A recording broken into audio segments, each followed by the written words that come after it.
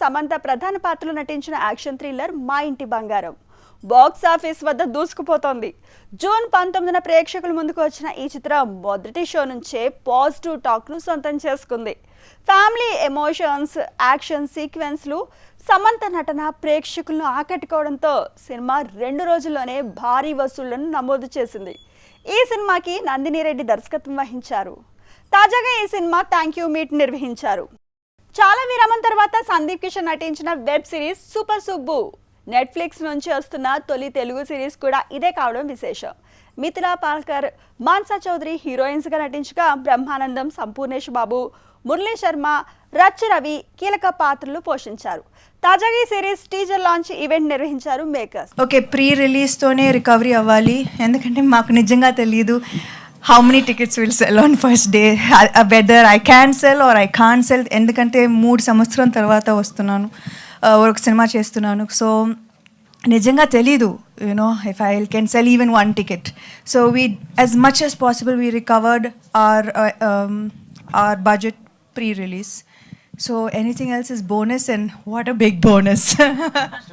ఒక స్టార్ హీరోని ఎలా హైప్ చేస్తారో మా టీమ్ ఈ హీరోని హైప్ చేశారు. అందుకే we're sitting here today.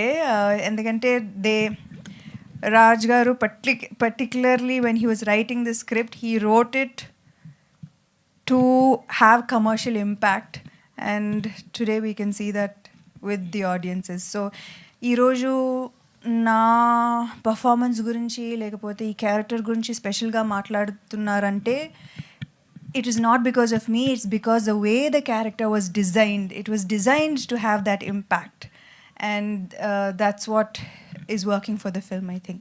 Raj గారు ఈ కథ డిజైన్ చేసినప్పుడే అన్ని వర్గాల ప్రేక్షకులకి ఏదో ఉండాలి, సంథింగ్, ఒక ఎక్సైట్మెంట్. యూత్కి కొంత ఉండాలి, ఫ్యామిలీస్ కొంత ఉండాలి, మహిళకు కొంత ఉండాలి, పిల్లలు కొంత. ఇదే మా లక్ష్యం. అంటే సమంత గారిని కథ సెంటర్లో పెట్టుకొని ఈవెంట్ని ఎంత అద్భుతంగా చూపించగలం రేపు తెర మీద, అండ్ ఎంత మ్యాక్సిమం ఎక్సైట్మెంట్. మీరు చూస్తే ఎక్కడికక్కడ పేస్ కూడా అట్నే మెయింటైన్ చేశారు.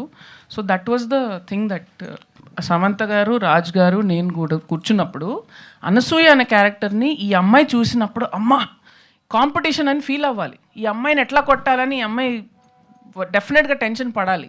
సో దానికి తగ్గట్టు ఎవరు ఉంటారు పర్ఫెక్ట్, మన తెలుగు ఇంటి వాళ్ళందరూ ఓన్ చేసుకున్న అమ్మాయి ఎవరవుతారంటే పర్ఫెక్ట్గా Sreemukhi. You want say something? Family man నుంచే మీరు చేంజ్ చూస్తారు. Ever since her association with Raj గారు హస్ స్టార్టెడ్, ఆ యాక్టర్లో ఇంకొక కొత్త డైమెన్షన్ వచ్చేసింది ఆల్రెడీ. సో ఆ గ్రోత్ అంతా, ఆ తాలూకు అంతా, ఆ చేంజ్ అంతా కూడా ఇందులోకి వచ్చింది.